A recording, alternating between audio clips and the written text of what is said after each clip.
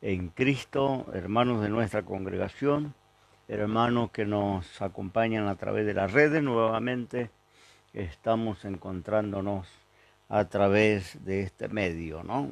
Agradeciendo a Dios todos los que nos vienen siguiendo, los mensajes que nos envían, los saludos, muchos hermanos que nos dicen desde dónde nos sintonizan o desde dónde toman la señal, ¿no? Y que se escucha bien el audio, la imagen, así que agradecido por toda también esta colaboración para este trabajo que estamos haciendo desde casa, siguiendo con la cuarentena, todavía limitados, pero bueno, confiando y creyendo en la misericordia de Dios, que en algún momento esto va a pasar. Le animo a los hermanos que ahora nos están acompañando, tampoco no podemos congregarnos, pero estamos continuamente en contacto y tratando de ver la situación de cada uno de los hermanos que pertenecen a nuestras congregaciones. Bien, estaba pensando en lo que está pasando y escribí algo esta tarde en mi página de Facebook sobre si lo que está pasando, porque me han preguntado mucho, es un mensaje de Dios, ¿no? Yo creo que Dios siempre de alguna manera habla con el hombre.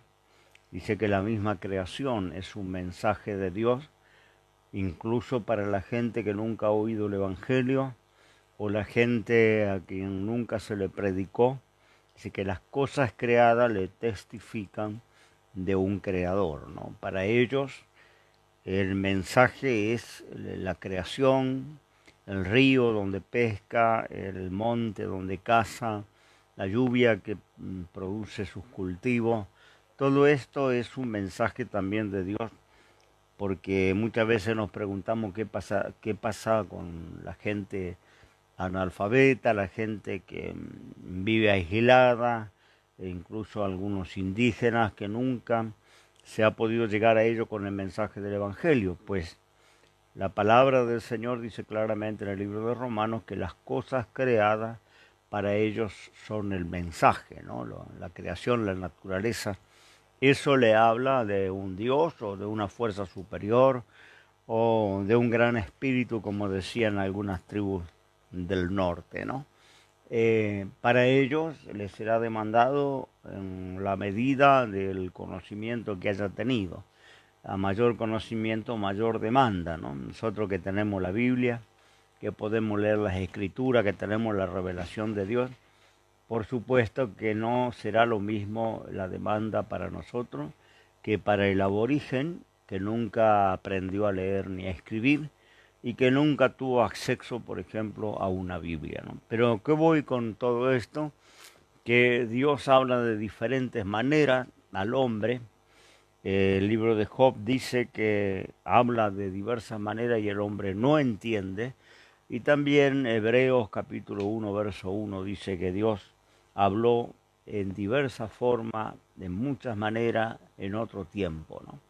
Dios habla y yo creo que todo es un mensaje de Dios, incluso las cosas no tan agradables que nos suceden como esta pandemia, es un mensaje de Dios. ¿Por qué digo esto? Yo quiero llevarle a Éxodo capítulo 10, cuando Dios intentaba sacar de la esclavitud al pueblo de Israel.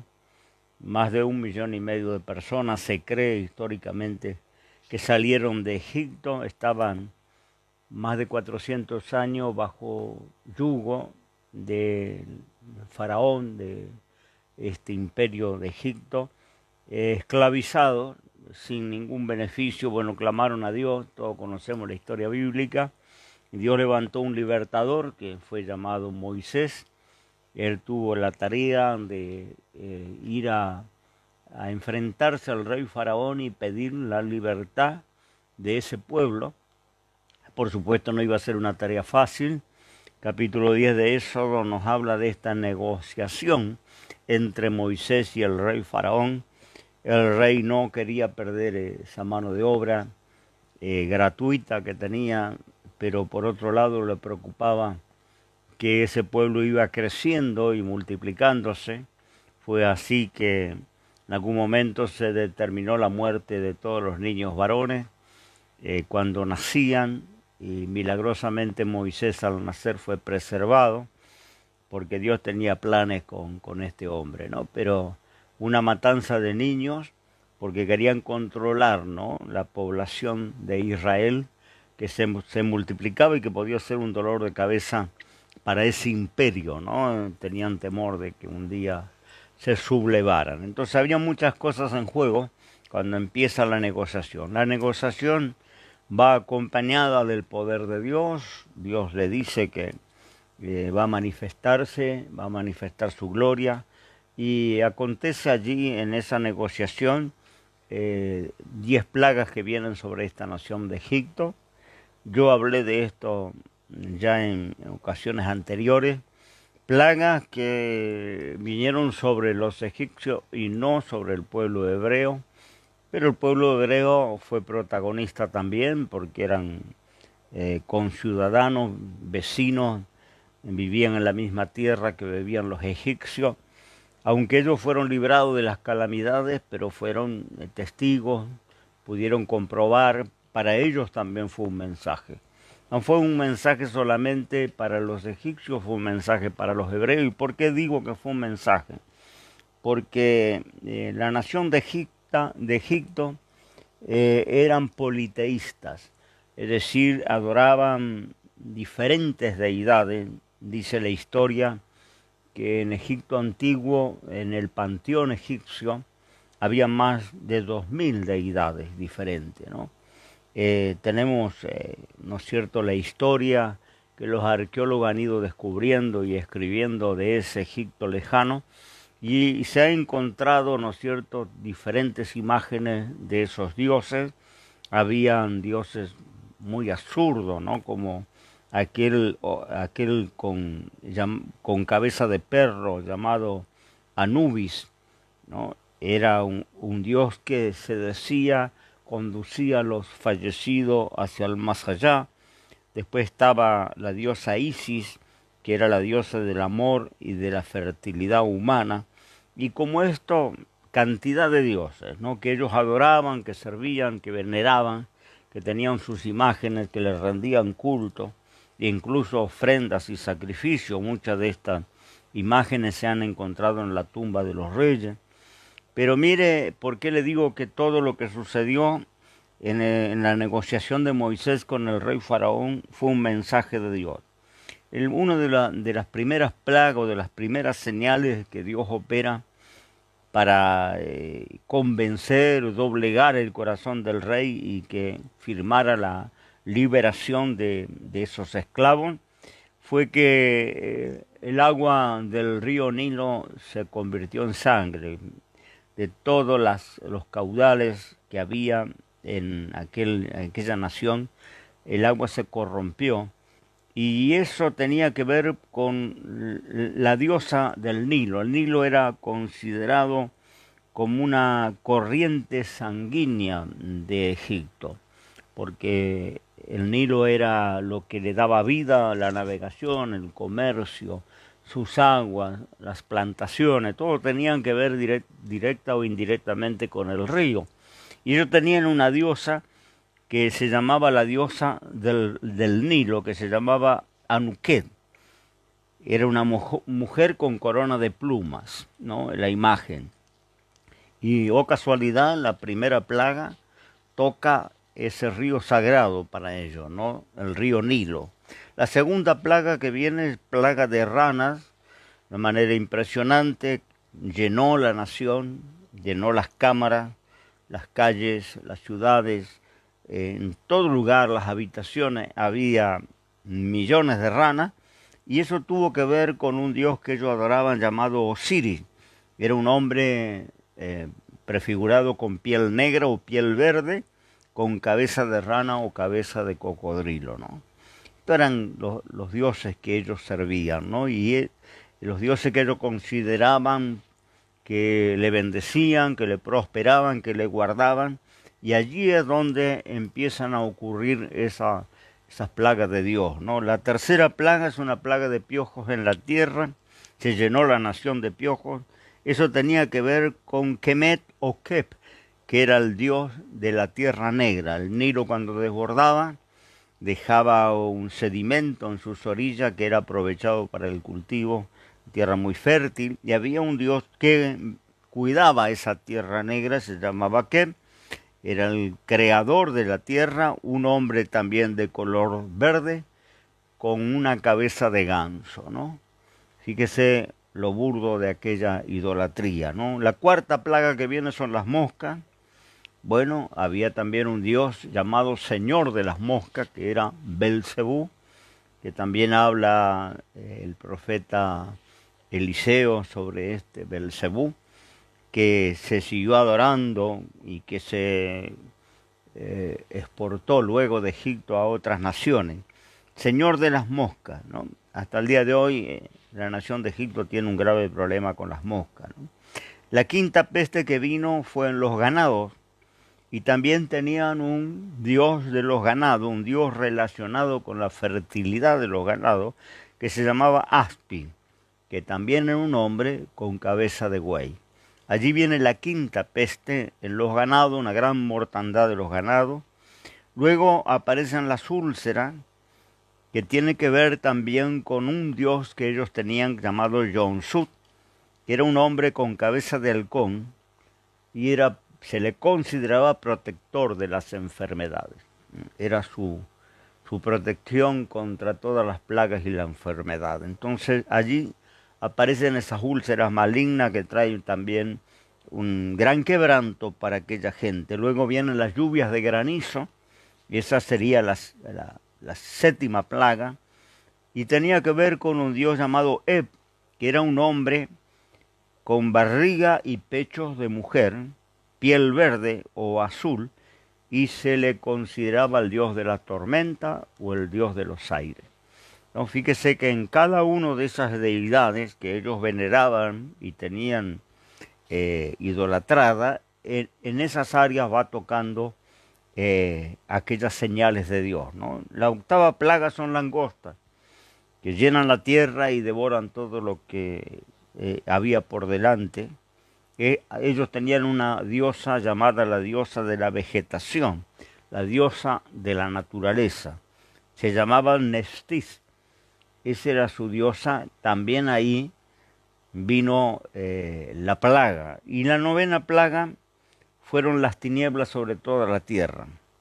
Había un dios llamado el dios del sol y otro dios llamado el dios del sol y de la luna. Uno era Atón y el otro era Ran. Era un hombre con cabeza de ave, ¿no? Entonces vemos todas las plagas relacionadas con su idolatría, con su pecado de paganismo.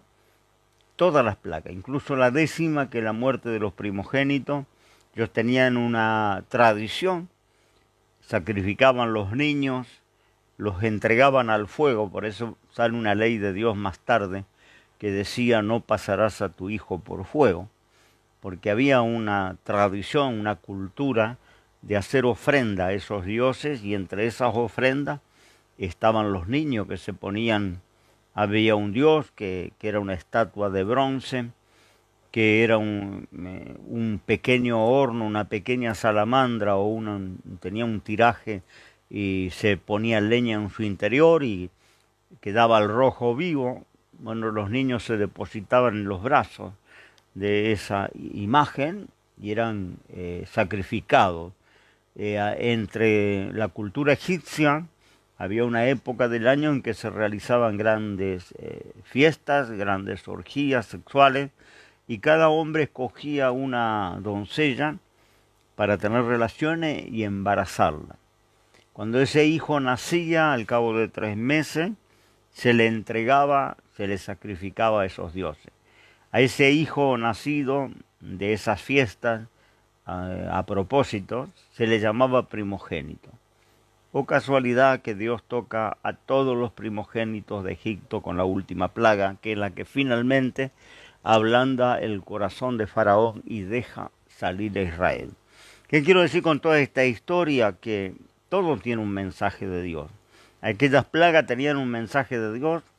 para que la nación, esa nación idólatra, comprendiera la necedad de su idolatría, la ineficacia de su idolatría, y pudieran, ¿no es cierto?, hacer una comparación con ese Dios que ahora Moisés presentaba como yo soy el que soy, ¿no? Que venía a demandar la libertad de aquel pueblo hebreo. Siempre hay un mensaje de Dios en lo que ocurra, ¿no? Lo que está sucediendo hoy en el mundo es un mensaje de Dios. Lo dije desde el principio que comenzó este mal, ¿no? El coronavirus ha sido un mensaje para la humanidad. Habla de la finitud, es decir, de los seres humanos, que el ser humano tiene fin o tiene término su vida, que tiene límites. Habla de la impotencia del ser humano. Habla de la impotencia y de los límites incluso de los grandes gobiernos, de las grandes naciones. Todo esto es el mensaje del coronavirus para la humanidad, para que el hombre levante la cabeza hacia el Creador, hacia la existencia de un Dios que ha sido abolido de nuestras culturas, de nuestras leyes. Todos sabemos bien que son muy pocas las naciones del mundo que han considerado a Dios como bendecidor, como ayudador, como sostenedor de su prosperidad. La mayoría de las naciones, incluso aquellas que se decían de raíces cristianas, han abolido a Dios de su sociedad, de su ideología. Y esto yo creo que fue el llamado de Dios para esta humanidad, para advertirle al hombre que tenemos límites, que el conocimiento humano es finito y que se contrapone con el conocimiento divino que es infinito, que no tiene comparación. Hemos confundido los valores y se usaron malsanamente, ¿no? Cambiando nuestras prioridades. Las prioridades, la jerarquía, los valores fueron confundidos, trastornados o olvidados, ¿no? Porque ya no perdimos aquella esencia que teníamos como seres humanos. Cuando dice la palabra de Dios que Dios hizo al hombre a su imagen y semejanza, no significa que Dios tenga brazos, piernas, miembros como nosotros tenemos, carne, piel. Significa la imagen y semejanza con el Creador, significa los valores morales que Dios le ha dotado al ser humano, le ha dotado de un poder creativo, le ha dotado de un conocimiento, le ha dotado de una libertad de acción. Y todo esto es lo que Dios dijo, hagamos al hombre a nuestra imagen y semejanza. Esa imagen y semejanza se ha ido desdibujando a través de los siglos, porque hemos ido perdiendo aquellos principios morales, espirituales, que Dios colocó en cada una de sus criaturas cuando nos creó. Eso se ha ido desdibujando. Cambiamos las prioridades, ya no es Dios en el primer lugar.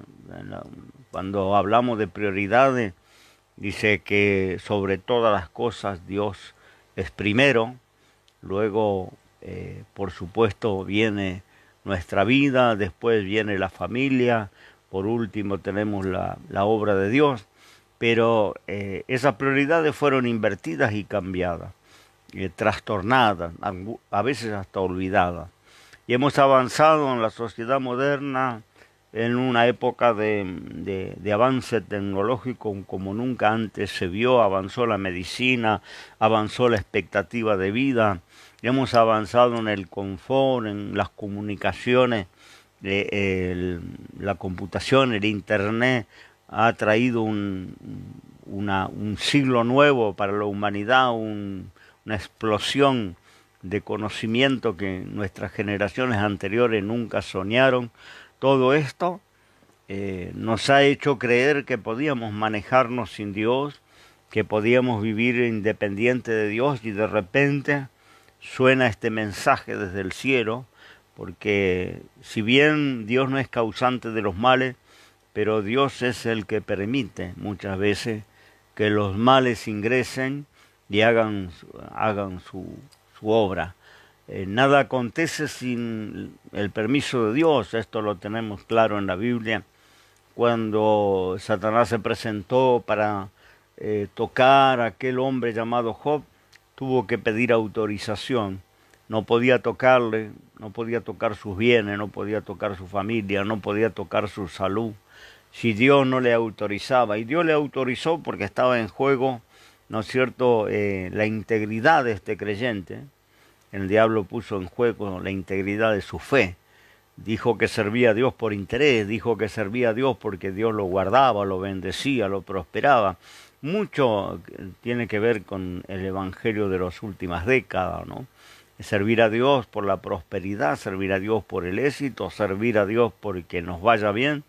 Y esta fue la tentación que Satanás presentó, que él servía a Dios por conveniencia, porque Dios lo había cercado, lo había guardado y lo había prosperado. Toda la obra de sus manos había sido bendecida. Entonces lo que cuestionó Satanás era la integridad de su fe. Le dijo, toca lo que tienen y verás cómo te blasfeman tu rostro. Dios le da permiso, si no, no podía tocar sus bienes, sus pertenencias. Los bienes y pertenencias de los cristianos están cercadas y para tocarlo necesita el enemigo una autorización del cielo. Dios autoriza a tocar esos bienes, toca esos bienes. Aquel varón mantuvo su integridad, diciendo, bueno, Dios me dio, Dios me quitó, bendito sea Dios. Y mantuvo su integridad. Satanás volvió con otra propuesta allá en el cielo, diciendo, toca su familia, el hombre dará todo por sus seres queridos, toca su gente, toca sus cosas. Y fue concedido el permiso, y también tocó toda su familia. También Job retuvo su integridad. Y por último, el diablo, ¿no es cierto?, hizo un desafío en el cielo de que le permitiera a Dios tocar su carne. Y una plaga maligna vino sobre aquel varón, y le infestó, dice, de la planta de los pies a la coronilla de la cabeza. Se sentaba en la tierra y en la ceniza, y para rascarse aquellas úlceras utilizaba una cerámica, un tejo, un ladrillo. Fue grande el dolor de ese varón, pero él supo decir en esa situación, aunque él me matare, en él esperaré. Él dijo en esa situación, yo sé que mi Redentor vive, y aunque mi carne se deshaga, he de ver a Dios. No, en ningún momento perdió su fe, en ningún momento renegó, en ningún momento atribuyó algún despropósito a Dios. Sabía que Dios era un Dios de misericordia y que si lo que estaba pasando era por alguna razón que no entendía. Hoy lo entendemos por la revelación de la palabra. Había algo detrás del escenario natural que estaba ocurriendo que él no conocía, pero que le involucraba a él, ¿no? Muchas veces somos involucrados porque mucha gente que no tiene que ver, mucha gente creyente, mucha gente que ha caminado con temor de Dios, con fe, está involucrada en este suceso mundial. Muchas naciones están involucradas, ¿no? Y a veces no tienen que ver, ¿no? El mensaje a veces nos abarca por algo que ocurre en el mundo espiritual de la cual no somos conscientes. Un día Dios nos revelará lo mucho que ha tenido que ver ese mundo espiritual o ese obrar de Dios detrás del escenario, ¿no? En la cual a veces nosotros nos terminamos siendo protagonistas, ¿no? Yo creo que siempre en lo que ocurre en el mundo, a veces en las calamidades, en las crisis, en situaciones tan angustiantes como la que estamos viviendo, hay un mensaje de Dios.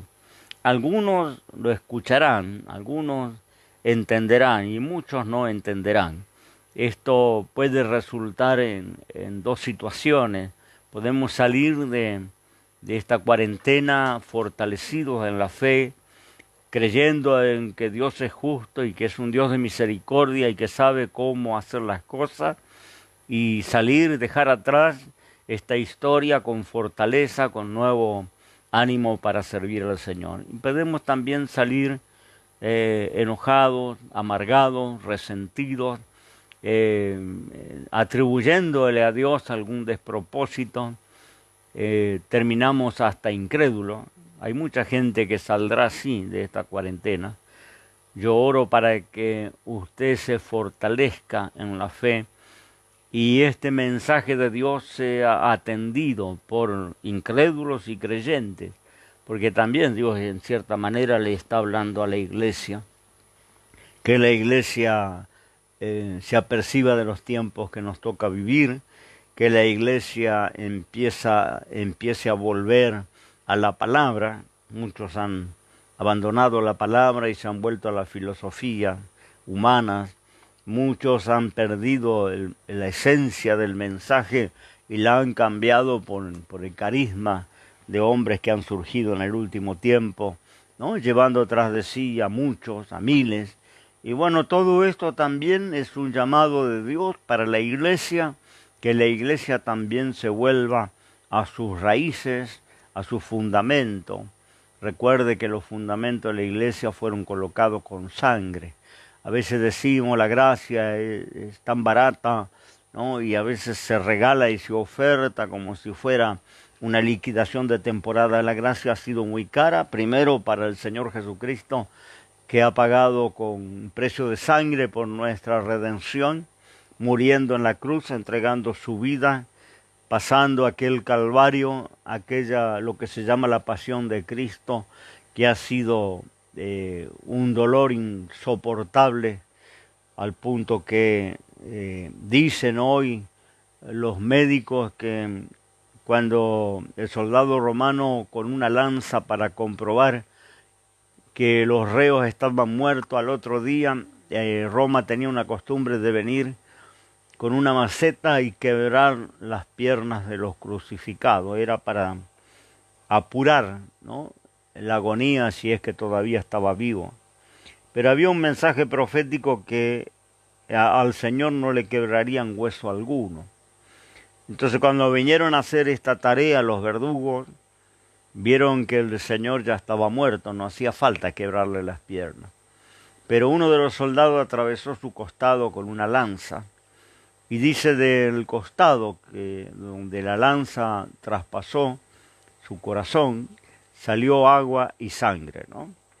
Y los científicos hoy están afirmando que esto sucede únicamente cuando la persona es expuesta a un tremendo, inimaginable sufrimiento. Dice que el suero se separa de la sangre. Y esa es la razón porque cuando a Cristo le atraviesa la lanza de su corazón sale sangre y agua. Esto hoy la ciencia lo afirma. En aquel tiempo los escritores bíblicos escribieron la situación, pero no sabían bien qué es lo que había sucedido. Un gran sufrimiento, un gran quebranto, que literalmente el corazón del Señor se rasgó, se quebró. El corazón del Señor reventó, lo voy a usar una palabra vulgar, ¿no? Esto no fue barato, esto fue un alto precio. Y no solo del Señor, sino de los apóstoles, porque dice que la iglesia se debe edificar sobre el fundamento de los apóstoles y profetas, es decir, toda la Biblia. Los profetas es el Antiguo Testamento y los apóstoles el Nuevo Testamento. Y la iglesia se edifica, esa es la base, ese es el cimiento de la iglesia, el fundamento, la enseñanza de los profetas y de los apóstoles. Y esos cimientos fueron colocados con sangre, porque los apóstoles todos fueron martirizados, todos dieron su vida, fueron torturados, encarcelados, perseguidos, algunos hervidos vivos en aceite caliente, otros tirados en los leones, en las arenas romanas, algunos crucificados, dice la historia, ¿no? Y otros estirados. Habla Hebreo sobre esto, Hebreo certifica la historia, diciendo muchos fueron aserrados, estirados, porque se los solía atar en palo de tormento y empezar a estirarlo con caballos, empezar a estirarlo hasta que se descoyuntaran sus miembros. Muchos de los apóstoles pagaron ese precio para poner los cimientos de la iglesia. Y hoy nos hemos vuelto a la filosofía, a la psicología, a la sanidad interior, a la ayuda espiritual, a la motivación, a los mensajes exitistas, a los mensajes de prosperidad. Y perdimos la esencia de aquellos fundamentos, dejamos los fundamentos. Y la Biblia dice claramente que el hombre edifica sobre sus fundamentos y el tiempo declara cómo edificó, si lo que edificó permanece.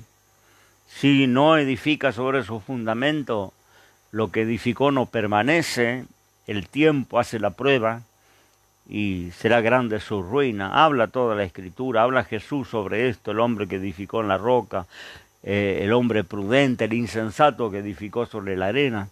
Toda la Biblia habla de esto, pero la iglesia contemporánea, la iglesia de estos últimos tiempos, ha venido edificando sobre arena. Hemos perdido los valores porque eso era para antes, porque eso era para el pueblo judío, porque eso es ser legalista, ser religioso, ser fariseos, si entramos a hablar un poquito y profundizar sobre algunos detalles de la Biblia, ¿no? Nos convertimos en el epíteto o la calificación fariseo, ¿no? Somos fariseos o legalistas. Todo esto ha traído una iglesia moderna, una iglesia sin transformación, sin cambio de vida, un evangelio sin demanda. Las iglesias, bueno, han crecido porque el problema del crecimiento son las demandas del evangelio.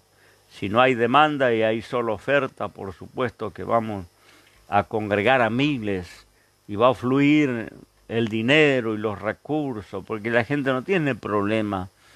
Sabemos con la iglesia romana, que es una iglesia, una organización mundial, con un estado propio, con bancos propios, con mucho dinero, porque la gente no tiene dificultad en ayudar, en donar, en regalar, en dar. El problema son las demandas, cuando me encuentro que tengo que cambiar mi vida, cuando me encuentro que si estoy viviendo con una mujer ajena, esto no está bien en los ojos de Dios. Cuando escucho que voy a la iglesia y escucho que si tengo vicios tengo que abandonar los vicios, que si tengo malas costumbres, esas costumbres tienen que cambiar, que si soy mentiroso, estafador, tengo que dejar de serlo, dice la Escritura, la enseñanza de los apóstoles. Estos eran antes, muchos de vosotros, ¿no? Éramos, pero Dios transforma, Dios cambia, Dios nos da la fuerza para ser transformados a su imagen, volver a recuperar esa imagen y esa semejanza del principio que hemos perdido. El cristiano recupera esa imagen, por lo menos no en el aspecto físico, pero sí en los valores. Y últimamente la iglesia se ha mundanalizado, la iglesia se ha convertido en una iglesia apóstata, porque han arrasado con doctrinas fundamentales porque no son convenientes. La doctrina del infierno, no es conveniente asustar a la gente con el infierno. La gente se va a espantar, no hablemos de esto. Hablar del pecado, no se puede hablar del pecado porque todos somos pecadores. ¿Quién no es pecador? Y de repente encontramos predicadores diciendo, bueno, yo también soy pecador, no me miren a mí, miren a Cristo. Y esto arrasa con los fundamentos que pusieron los apóstoles, porque los apóstoles decían, sé imitadores de mí, así como yo soy imitador de Cristo. Mirá a los que andan así, como yo ando, ¿no? Y tenerlos por ejemplo. Es decir, que ellos ponían sus vidas como ejemplo, ¿no? Pedro, escribiendo a los obreros, decían que cuidaran la grey de Dios, no con señorío, sino siendo dechado, siendo ejemplo de la grey. El obrero tiene que ser ejemplo. Si no puede mostrarse como ejemplo, no puede ser guía de las almas, porque sería un ciego guiando a otro ciego. Ambos caerían en el hoyo. Entonces, los antiguos apóstoles se ponían como ejemplo. Decía Pablo, yo imito a Cristo, como yo imito a Cristo, imítenme a mí, imiten la fe, ¿no? Y esto se ha también perdido, se ha diluido en el tiempo moderno se diluyó esto.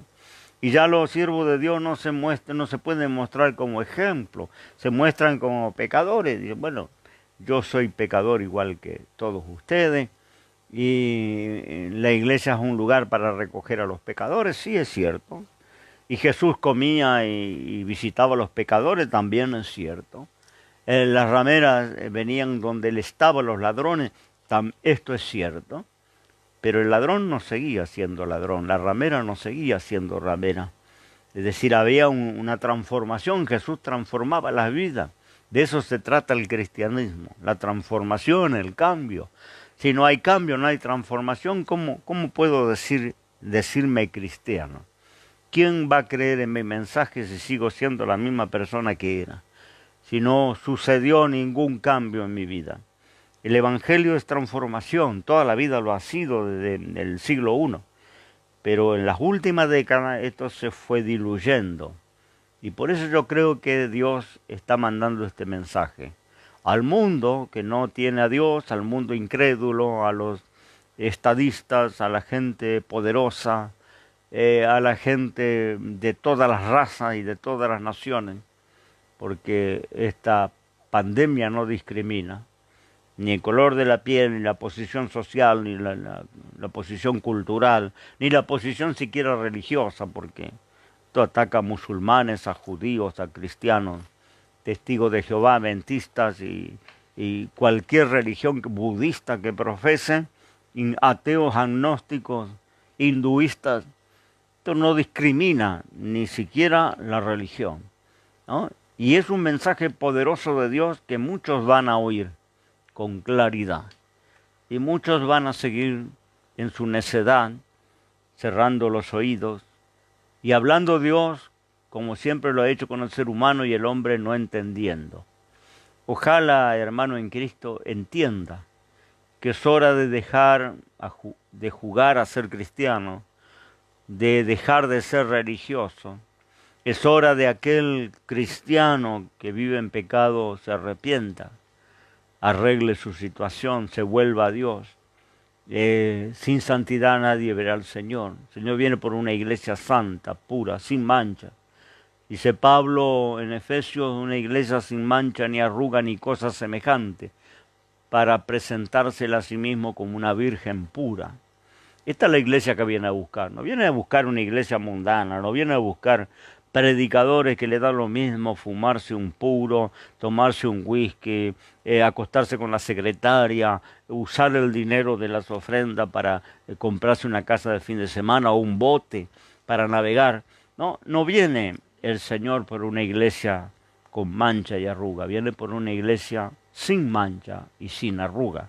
Una iglesia santa, santificada por la sangre de Jesús. La misma sangre que nos salvó es la sangre que nos santifica, que nos limpia, que nos transforma. Entonces, un mensaje para la iglesia, un mensaje para el mundo. Hay muchos, incluso estadistas y gobernantes, que están considerando a Dios, pidiendo al pueblo que ore, pidiendo al pueblo que se vuelvan a Dios. Son pocos, pero hay algunos que lo han hecho en sus mensajes presidenciales, han pedido oración. Y esto es positivo. Esto es parte de lo que le estoy diciendo. Gente poderosa que escuchó el mensaje, que entendió el mensaje, porque el mensaje no siempre tiene que ser audible en nuestro idioma.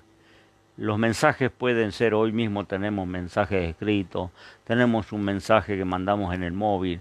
Hay muchas maneras de enviar un mensaje, ¿no? A veces con un gesto estamos mandando un mensaje, con una actitud estamos mandando un mensaje. Yo creo que Dios del cielo, en este 2020, nos ha mandado un mensaje. No lo oímos con voz audible en las nubes, pero el que tiene oído, oye. entiende.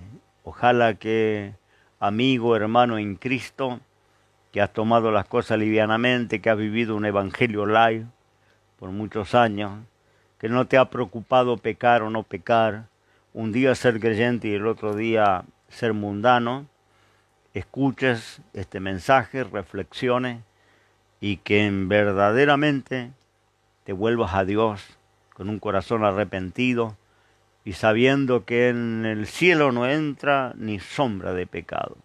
Entonces tenemos esta vida para ponernos a cuenta, tenemos esta vida para buscar a Dios. Y esto va para creyentes y para los que no son creyentes que nunca creyeron en nada. Bueno, no tienes auxilio, no tienes socorro si nunca creíste en nada. ¿A quién acudirás en la hora de la aflicción? Dios está dispuesto a recibirte, a perdonarte, a darte lugar en la familia de Dios, a hacer que seas hecho hijo de Dios. Y cuando eres hecho hijo de Dios, cuando recibes al Señor en tu corazón, tienes a quien acudir en la aflicción. Esa es la diferencia entre el incrédulo y el creyente. Tenemos las mismas aflicciones, pero nosotros tenemos a quien acudir, tenemos auxilio en las tribulaciones. El incrédulo no tiene a quien acudir.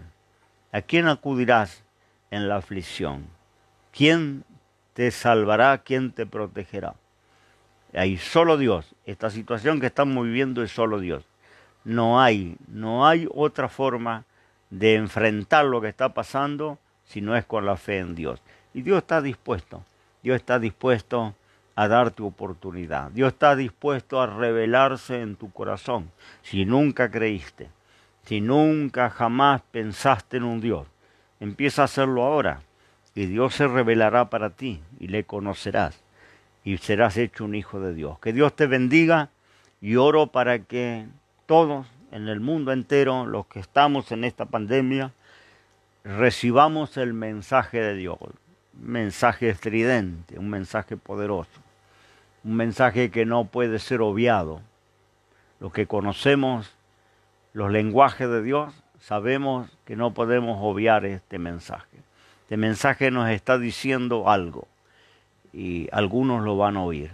Que Dios te bendiga y quiero hacer una oración contigo en esta noche, cerrando estos momentos que hemos estado juntos, orando para que Dios te fortalezca, Dios quite de tu corazón la incertidumbre, la angustia y puedas mirar un poco más arriba de las nubes, a donde hay un Dios poderoso que todavía está en el control de todo lo que sucede, todavía está en la soberanía.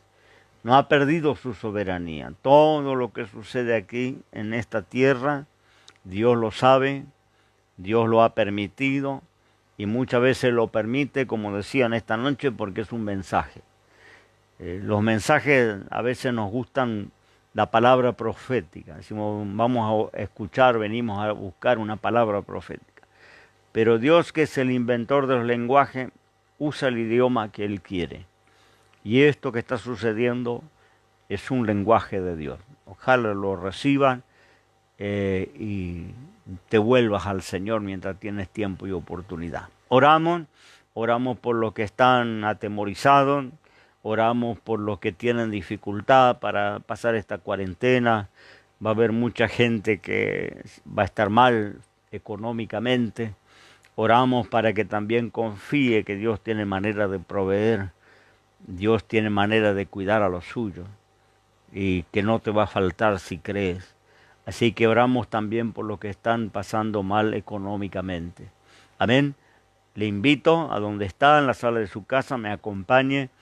Con unas palabras nos dirigimos a Dios. Padre, en el nombre de Jesús, en esta noche te doy gracias.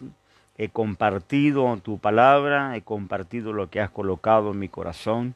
Sabemos, Señor, que a través de los tiempos tú has hablado diversas maneras con los hombres, muchas formas. Ha sido tu voz y ha sido tu mensaje para el ser humano desde el Génesis hasta nuestros días. Sabemos también, Señor, que este es un idioma, un lenguaje que tú estás utilizando para que el hombre entienda que es finito, que es dependiente, que tiene límites, que no lo puede hacer todo, que no depende de su inteligencia, su sabiduría, su capacidad, ni siquiera de lo que tiene, sino que hay alguien dador de la vida que está más arriba en los cielos y que tiene que ver con todo lo que sucede aquí en esta tierra. Señor, el incrédulo, que nunca creyó, o el que renegó, o aquel que rechazó en alguna oportunidad, ahora ilumina su corazón en la fe. Trae esa fe que salva, opera esa fe que salva. Yo sé que lo hace el Espíritu Santo en cada vida. Hazlo, Señor, a través de la pantalla, en todo aquel que no está creyendo, que toda la vida dudó y toda la vida fue incrédulo. Pero ahora, Señor, está escuchando algo superior, que le está llamando a tu presencia. Señor, oramos por la iglesia, oramos por los cristianos que no le dieron valor, ni siquiera a la congregación. Señor, congregaban cuando podía, cuando querían, no le daban importancia porque tenían muchas actividades. Hoy anhelamos esos días de poder estar en tu casa. Señor, hoy anhelamos un día en tu casa que 1000 fuera de ello, como David. Amado Señor, permita que esta plaga pase y que volvamos a tener la normalidad de nuestras reuniones, y todo aquel que hace un propósito, recíbelo ahora. Y que cuando esto pase pueda estar firme en tu casa, en la iglesia, esperando tu venida. Señor, te bendigo, te alabo y oro también por los que están con necesidad. Sé proveedor de cada uno de ellos. No dejes faltar en ningún hogar. Aquellos que creen, tú le cuidas y le guardas. En el nombre de Jesús. Amén y amén. Que Dios le bendiga. Es un gusto haber estado con todos los amigos y hermanos. Le envío un abrazo virtual. Y si Dios quiere, el día martes, que el Señor no ha venido, nos volvemos a encontrar aquí, 19:30 horas. Dios desde casa, porque estamos en casa. Dios le bendiga.